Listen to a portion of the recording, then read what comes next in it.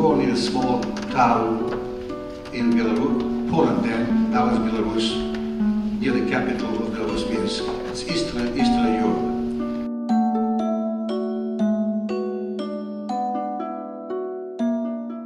September 17, 1939, the Soviets attacked, moved into Poland, and we fell under this regime. Now this was a communist system, it's a one-party system, and all the freedoms that we have, the life that we enjoyed before, simply disappeared overnight. Now just imagine, you go to sleep, you're in a democratic country, you wake up in the morning, there are tanks and trucks and soldiers. Children in school are told to denounce the parents. It means if the parents say something against the system, they should report it to the teachers will report it to the secret police. The 22nd of June 1941, the Germans attacked the Soviet Union. And within 5 days, they arrived in my little hometown from Eastern Prussia. And the moment they arrived, they issued decrees against the Jews. You had to wear the Star of David, as you saw on the Playhouse here. You were not allowed to use the sidewalks. You were not allowed to move around freely. You were just simply isolated from the rest of the world. A while later, the Germans issued a decree, an order. The Jewish population should move out of their homes into a designated area which was called ghetto. It was one street, 20 homes, in the back of the river, barbed wire, 20 homes for 300 families. There is no sanitation, there is no running water, there is no electricity. They are packed like sardines, 15, 20 families in one house. But this was already an indication of what's to come. The only reason they kept put you in this cage was because the goal eventually was to destroy them. And this was easier by having you in one place. We began to talk about resisting or escaping. So the committee called us in and said, you know what's going to happen? If any one of you escapes, and we are counted every day, your families and will suffer, they'll pay the price. We were marched every morning from the ghetto to the workplace, 6 o'clock in the morning to 6 in the evening. We can't talk about food because the supply was only a liquid, which potato peels, and maybe a dry piece of bread. The German soldiers were rude, hitting, cursing.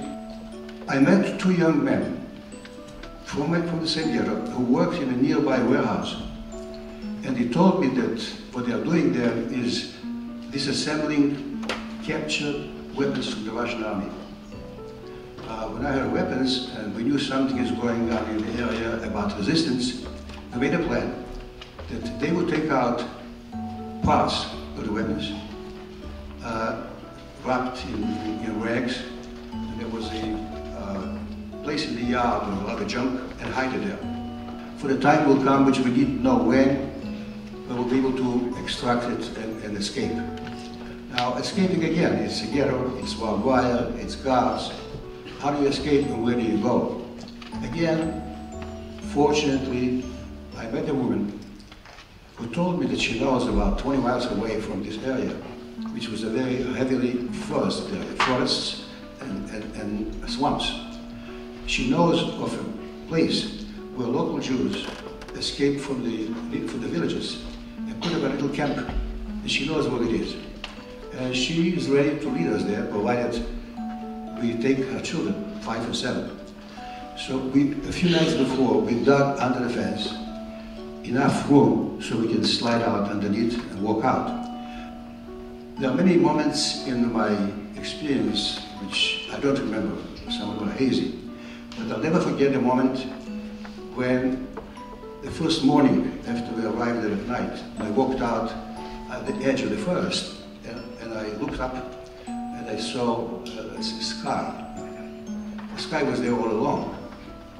But since the Germans came, the sky for us didn't exist. We were like hunted animals. Use any minute that you have to do something good. Now people like you asked me something, what can we do to prevent another Holocaust? There's nothing you can do to prevent a Holocaust. But you can do a lot in your own neighborhood. You can start with the little things. You say good morning, somebody you meet in the morning. You participate in the life of the community. You don't follow blindly because somebody makes you promises. And whatever you do, you might decide which things, how do you develop it. People talk about something about voting. You're not going to vote because it doesn't mean anything, you might want to vote. The vote that you didn't vote for might have elected somebody, if you did vote, you would vote for. It counts. You have to participate. You have to not be passive, not to rely on somebody else who's going to do it. This will happen in Germany. The extremists took over because most of the people were passive. And that, it was too late to follow. One more thing. You saw them lighting the candles, which was the Jewish heritage of Hanukkah, which is, has one moment of the miracle of the oil lasting 8 days, but there's another moment. This was a rebellion against slavery, against paganism. There was an incident in the United States some 8-9 years ago, and there's a documentary. It's called Not in Our Town, Billings, Montana. In Billings, Montana, it was a holiday, candles in the windows, and somebody threw a rock in one of the windows. The reaction the following day was such that the local newspaper published the first page in the lower right, and asked everybody to put it in their windows. The clergy, the union people, the police got together, and they pasted the whole town with slogans, "Not in our town." And it never happened again. So when you see that something is wrong, somebody is discriminated, somebody is doing wrong, don't be passive. You say, not in my home, not in my neighborhood, not in my town, and then you will be contributing to make a better world. Thank you for your attention.